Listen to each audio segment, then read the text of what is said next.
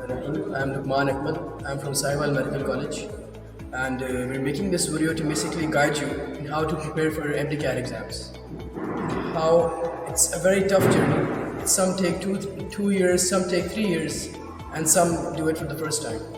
तो आपको इसके लिए हम थोड़ी सी टिप्स देंगे जिसके लिए आपको एक्सेलरेट कर सकें, आप टाइम मैनेज कर सकें, आपको आइडिया हो कि कौन सी बुक्स यूज़ करनी है, कौन सी बुक्स यूज़ नहीं करनी, आपको पता हो कि इंडिविजुअली किस सब्जेक्ट को किस तरह डील करना है, biology, physics, chemistry. Okay, so now we can take the questions. अगर आप लोग भी एमडी कैट की ऑनलाइन तैयारी करना चाहते हैं और घर बैठकर तैयारी करते हुए एमडी कैट में अच्छे मार्क्स स्कोर करना चाहते हैं, इस सिलसिले में मैं आपको इंट्रोड्यूस करवाऊंगा एक ऐप से जिसका नाम है मकसद। इस ऐप में आपको मिलेंगे 10,000 प्लस एमसीक्यूज जिनके आपको वीडियो सोल्यूशंस भी मिलेंगे, साथ ही साथ आपको तमाम सब्जेक्ट्स के वीडियो लेक्चर्स भी देखने को मिलेंगे। और इनका फीचर डाउट सॉल्व इस्तेमाल करते हुए अगर आपके जहन में कोई भी सवाल है तो आप उसकी तस्वीर खींचकर इनको सेंड कर सकते हैं और आपको विद इन सम टाइम उसका सोल्यूशन भी मिल जाएगा। इनका जो नॉर्मल पैकेज है उसका प्राइस है 10,000 रुपीज़, लेकिन अगर आप डॉक्टर हमजा अशरफ का प्रोमो कोड यूज़ करेंगे तो आपको उस पर 50% डिस्काउंट मिलेगा और ये तमाम फीचर्स आपको सिर्फ और सिर्फ 5,000 रुपीज़ में मिलेंगे।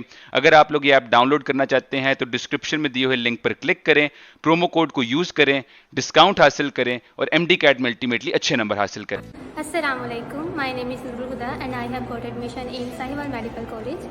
आज मैं आपको केमिस्ट्री के बारे में गाइड करूँगी। केमिस्ट्री के सबसे इंपॉर्टेंट है कॉन्सेप्ट्स। जितने आपके कॉन्सेप्ट स्ट्रॉन्ग होंगे उतनी आपको ग्रिप होगी, क्योंकि एमडी-कैट तो सारे कॉन्सेप्ट की बात है। सबसे पहले आपने कॉन्सेप्ट ऐसे बनाने हैं कि जब आप अपने कॉन्सेप्चुअल बिल्डिंग कर रहे होंगे तो आपने शॉर्ट लिस्टिंग करनी। जितनी आप शॉर्ट लिस्टिंग करेंगे उतना आपके लिए बेटर होगा। अब शॉर्ट लिस्टिंग करने के बाद आपने बुक की स्टेटमेंट्स, बुक को रीड शुरू करना है। जो बुक में आपको इंपॉर्टेंट लगे उसको हाईलाइट कर लें या अपने नोट्स में नोट डाउन कर लें। और जो केमिस्ट्री का फर्स्ट ईयर का चैप्टर नंबर 1 है उसके न्यूमेरिकल्स बहुत ज़्यादा इंपॉर्टेंट है।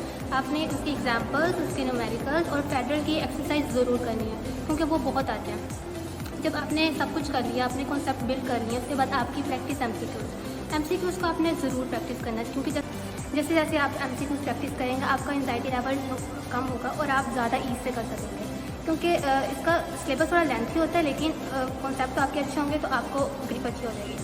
अब जब टाइम मैनेजमेंट की बात ऐसी है कि सबसे पहले आपने बायो का पोर्शन करना, उसके बाद ही आपने केमिस्ट्री का पोर्शन करना है, क्योंकि इसमें ज़्यादातर एमसीक्यूज़ होते हैं, स्टेटमेंट बेस्ड होते हैं और 1-2 एमसीक्यूज़ होते हैं वो न्यूमेरिकल्स होते हैं, वो आप आकर के कर सकते हैं। इसलिए आपको बहुत जल्दी कवर अप हो जाता है और आपके प्रैक्टिस आपसे ज़्यादा से ज़्यादा करनी है। और आपने पास्ट पेपर ज़रूर देखने हैं। पास्ट पेपर के लिए आप किप्स की बुक देख सकते हैं, यहाँ पे काफ़ी बुक्स इस तरह की अवेलेबल है, लेकिन किप्स बेटर रहती है।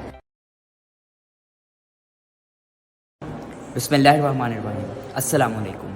मेरा नाम डॉक्टर सैयद सबीर रज़ा है। मैं फ़र्स्ट ईयर एमबीबीएस का स्टूडेंट हूँ साहिवाल मेडिकल कॉलेज में। जैसा कि आप जानते हैं कि वीडियो आपकी गाइडेंस के लिए बनाई गई है, तो मैं आपको बायोलॉजी के बारे में थोड़ा सा गाइड करूँगा। बायो के लिए आपका मेन फोकस आपकी प्रोविंशियल टेक्स्ट बुक होनी चाहिए, क्योंकि आप जानते हैं कि आपका एमडी-कैट प्रोविंशियल लेवल पर होगा। उसके बाद जब आप अपनी प्रोविंशियल टेक्स्ट बुक को ख़त्म कर लें और उसके प्रॉपर प्रेजेंटेशन से तैयारी कर लें, उसके बाद आप अपनी फेडरल की टेक्स्ट बुक को भी लाजमी देखिएगा।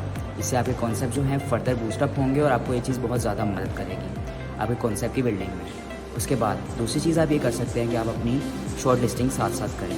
शॉर्ट लिस्टिंग का आपका फ़ायदा ये होगा कि आप मतलब at the end of the day जब रिवीजन करनी होगी तो ये चीज़ आपको बहुत ज़्यादा मदद करेगी। शॉर्ट लिस्टिंग के लिए आप बुक में एक बेस पॉइंट्स और दूसरा इंपॉर्टेंट पॉइंट्स को जनरेट कर सकते हैं। इंपॉर्टेंट पॉइंट्स को आप उसके बाद अपने रजिस्टर में ऐड कर लीजिएगा और रिवीजन के टाइम उन इंपॉर्टेंट पॉइंट्स को देखकर आप अपना बहुत सारा टाइम बचा सकते हैं।